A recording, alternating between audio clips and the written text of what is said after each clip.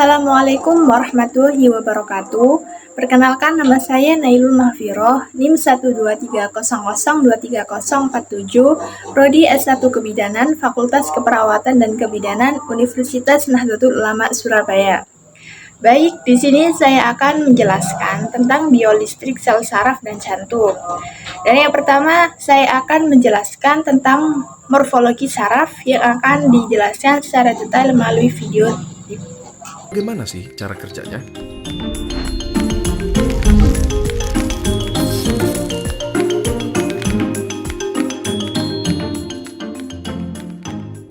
Pertama, kita mulai dari strukturnya terlebih dahulu.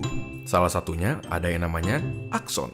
Bagian ini bertanggung jawab dalam transmisi impuls listrik dari satu sel syaraf ke sel syaraf berikutnya, yang akan berujung ke target akhir yaitu organ ataupun otot. Setelah itu, kita juga punya dendrit. Dendrit adalah struktur yang bertanggung jawab dalam menerima impuls dari sel syaraf lainnya, dari organ maupun otot, ataupun dari otak. Impuls listrik ini akan bergerak dari dendrit melalui badan sel, yaitu struktur lain di sel syaraf yang berisi nukleus, suatu organel yang berisi material genetik yang mengatur pertumbuhan dan perkembangan dari si sel syaraf. Selain itu, ada banyak sel syaraf yang memiliki struktur bernama selubung mielin yang membantu dalam kecepatan konduksi impuls listrik yang melewati sel syaraf. Tahu nggak? Konduksi listrik di badan kita bisa mencapai 120 meter per detik di sel syaraf yang mempunyai selubung mielin. Oke, kita sudah mendapatkan gambaran dari struktur sel syaraf. Tetapi, bagaimana dengan transmisi impulsnya? Bagaimana caranya otak kita menyuruh jempol kita misalnya untuk bergerak? Di awal, melalui suatu mekanisme yang kompleks, otak kita membentuk sesuatu yang bernama potensial aksi dan meneruskannya sepanjang syaraf yang bertanggung jawab untuk menggerakkan jempol. Di dalam syaraf ada beberapa kabel, dan di dalam kabel-kabel ini terdapat sel syaraf. Di antara satu sel syaraf ke sel syaraf berikutnya, ada celah yang bernama sinaps. Jadi, potensial aksi yang merupakan si listrik akan diterima oleh dendrit di sel syaraf pertama, diteruskan melalui tubuhnya dan mencapai akson. Di beberapa neuron atau sel syaraf pertama, ada sesuatu yang bernama neurotransmitters, suatu zat kimia yang berperan dalam konduksi listrik dari satu sel syaraf ke sel syaraf berikutnya. Neurotransmitter akan dilepaskan ke sinaps dan menghasilkan suatu potensial aksi di sel syaraf kedua. Di sini, listrik tersebut akan dioper dari satu sel syaraf ke sel syaraf berikutnya. Sampai akhirnya, sel syaraf terakhir menyampaikan si listrik ke otot yang bertanggung jawab dalam menggerakkan si jempol.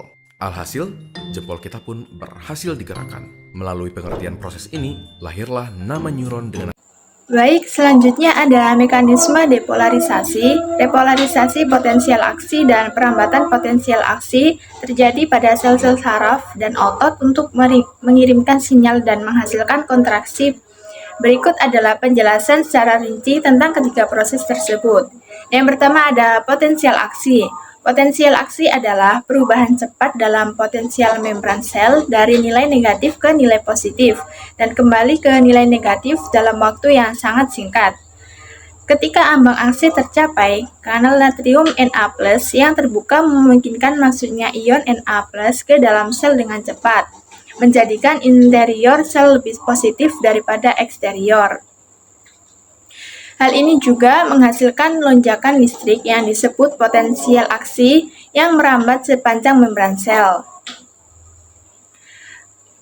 Perambatan potensial aksi. Potensial aksi merambat sepanjang membran sel saraf atau otot dengan bantuan kanal ion yang bersifat voltage-gated, seperti kanal natrium Na+ dan kanal kalium K+.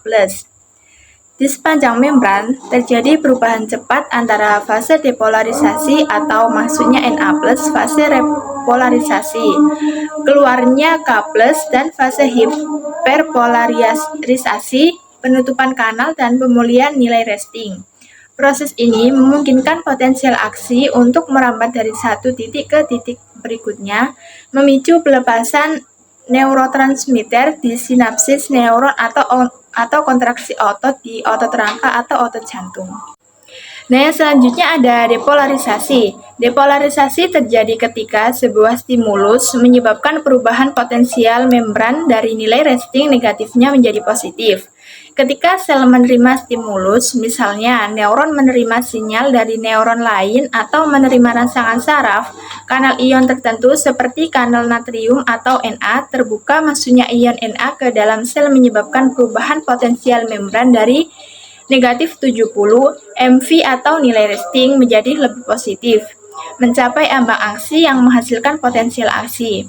Dan selanjutnya yaitu ada repolarisasi. Setelah potensial aksi, terjadi fase repolarisasi di mana sel kembali keadaan istirahat negatifnya. Kanal natrium Na tertutup sedangkan kanal kalium K terbuka, memungkinkan ion K keluar dari sel dan mengembalikan potensial membran ke nilai resting sebelumnya. Proses ini penting untuk fungsi normal sistem saraf dan otot yang memungkinkan komunikasi yang efisien antara sel-sel saraf, pengaturan gerakan otot, dan transmisi sinyal sensorik. Dan selanjutnya ada mekanisme sinyal listrik dari otot. Sebuah otot terdiri dari banyak unit motorik. Satu unit motorik terdiri dari satu cabang neuron dari otak atau korda spinalis dan sampai 200 serat otot atau sel yang berhubungan dengan melalui motor end plate. Potensial istirahat di kedua sisi membran pada sebuah serat otot serupa dengan potensial istirahat di sel saraf. Kerja otot dimulai oleh potensial aksi yang berjalan di sepanjang suatu akson dan melewati motor end plate menuju ke dalam serat otot. Ini juga menyebabkan serat tersebut berkontraksi. Rekaman potensial aksi di satu sel otot diperlihatkan secara skematis di GBR 96B. Pengukuran semacam ini dilakukan dengan menggunakan sebuah elektroda yang sangat halus atau mikroelektroda yang dimasukkan melalui membran otot. Selanjutnya yaitu ada mekanisme sinyal listrik dari jantung.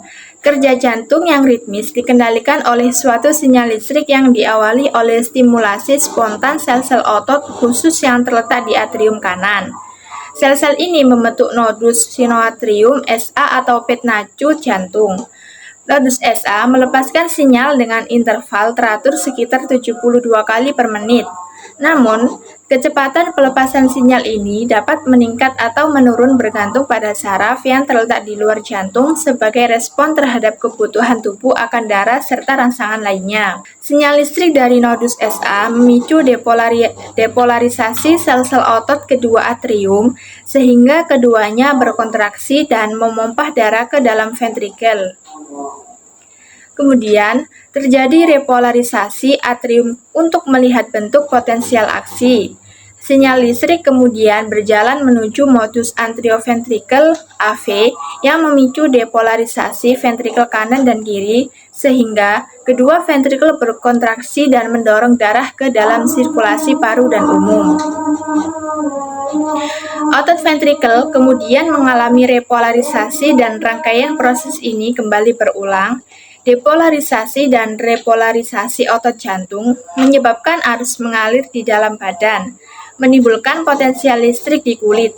Elektrokardiogram (EKG) adalah perekaman potensial listrik di antara dua titik yang terletak di berbagai lokasi di permukaan tubuh. Nah, selanjutnya ada faktor-faktor yang mempengaruhi laju kelistrikan saraf. Yang pertama yaitu diameter serat saraf. Serat saraf yang lebih besar memiliki konduktivitas listrik yang lebih cepat karena memiliki lebih banyak ruang untuk arus listrik mengalir. Dan yang kedua yaitu myelination. Sel saraf yang dilapisi oleh myelin memiliki konduktivitas listrik yang lebih cepat dibandingkan dengan serat yang tidak dilapisi myelin. Hal ini karena myelin berperan sebagai isolator listrik yang meningkatkan kecepatan transmisi impuls saraf. Dan yang ketiga yaitu temperatur. Suhu lingkungan dapat mempengaruhi kecepatan transmisi impuls saraf. Pada suhu yang lebih tinggi, kecepatan konduksi listrik meningkat karena meningkatkan kecepatan gerakan ion-ion di sepanjang serat saraf. Dan yang keempat yaitu stimulasi. Intensitas dan frekuensi stimulus yang diterima oleh saraf juga dapat mempengaruhi laju kelistrikan saraf. Stimulasi yang lebih kuat atau lebih sering dapat meningkatkan frekuensi dan kecepatan transmisi impuls saraf. Dan yang kelima, yaitu ada kondisi saraf. Kondisi kesehatan saraf, seperti adanya cedera atau penyakit saraf, dapat mempengaruhi laju kelistrikan saraf. Cedera atau gangguan pada saraf dapat menghambat atau bahkan memutuskan transmisi impuls saraf.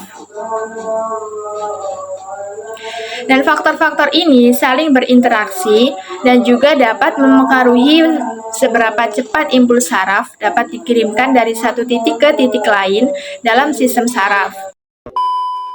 Selanjutnya yaitu ada mekanisme lengkungan refleks saraf yang akan dijelaskan secara detail melalui video ini. Mekanisme gerak refleks.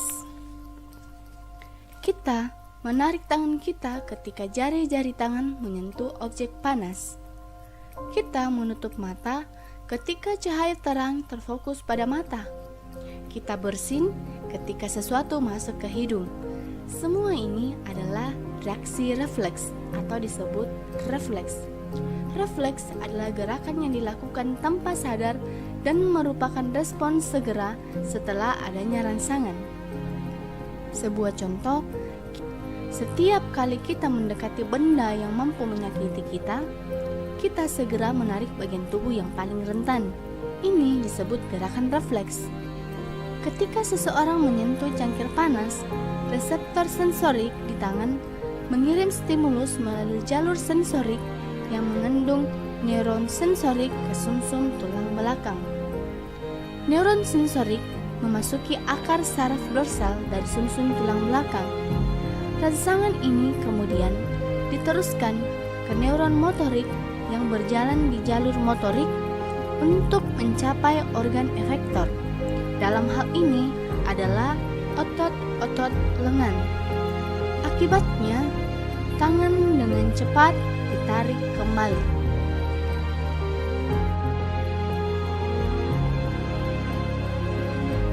Neuron sensorik atau reseptor mengambil rangsangan kausal ke CNS atau sumsum tulang belakang, neuron motorik atau efektor, neuron rangsang, dan gerakan yang dilakukan sebagai respon terhadap stimulus bersama membentuk lengkung refleks.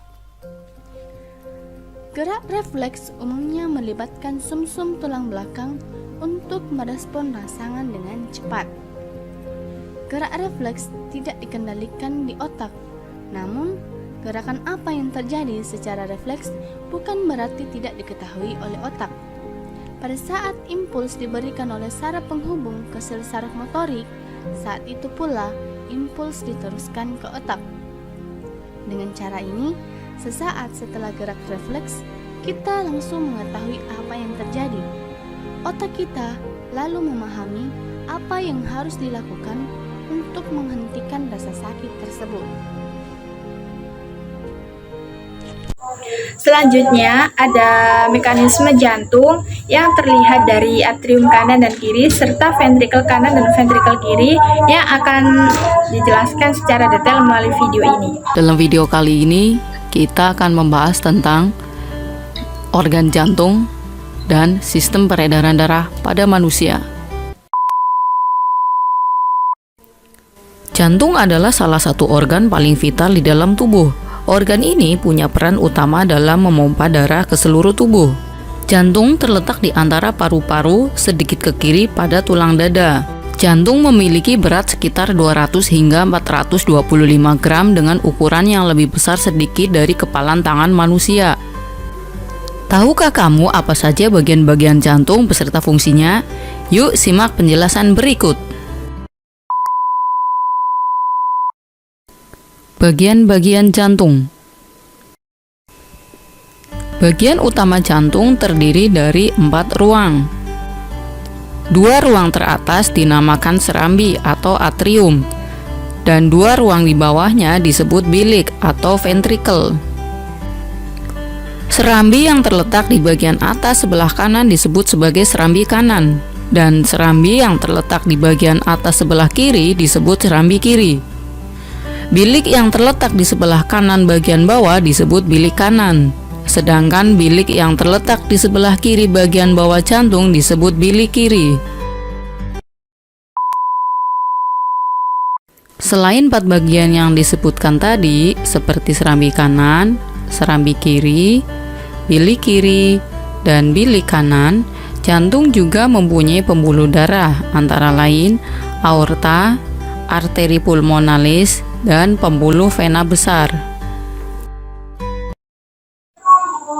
Dan selanjutnya yaitu ada sistem konduksi jantung.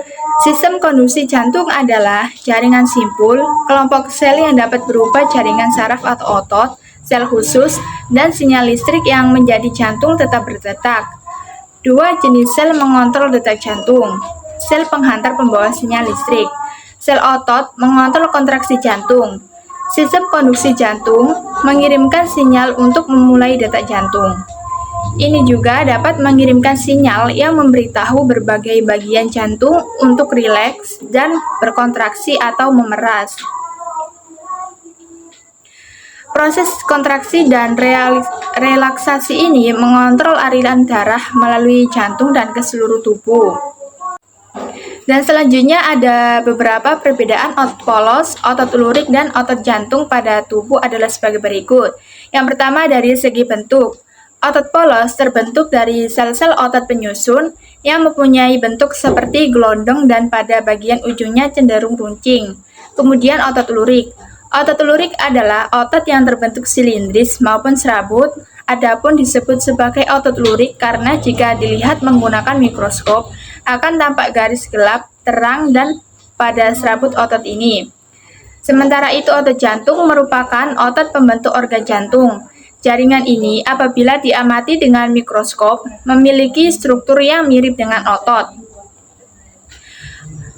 Memiliki struktur yang mirip dengan otot lurik yaitu silindris tetapi bercabang-cabang. Dan selanjutnya jumlah inti sel. Otot polos memiliki inti sel sejumlah 1 berada di bagian tengah. Untuk otot lurik mempunyai banyak inti sel yang terletak di pinggir, sedangkan inti sel otot jantung terdapat banyak inti sel yang terdapat di tengah serabut. Selanjutnya yaitu ada cara kerja. Cara kerja otot polos yaitu dengan gerakan yang dilakukan secara tidak sadar, otot polos bekerja lambat tetapi teratur dan tidak cepat lelah. Otot lurik dapat bereaksi dengan cepat apabila terdapat suatu rangsangan, namun otot ini memiliki ketahanan kerja yang rendah. Otot lurik termasuk jenis otot yang bergerak dengan sadar, salah satunya contohnya yaitu otot yang menempel pada rangka. Sedangkan otot jantung termasuk jenis otot tidak sadar. Otot ini cepat bereaksi dengan cepat, tetapi memiliki kesehatan kerja sedang. Contohnya yaitu otot di jantung. A few moments later. Baik, itu saja yang bisa saya sampaikan. Kurang lebihnya mohon maaf. Assalamualaikum warahmatullahi wabarakatuh.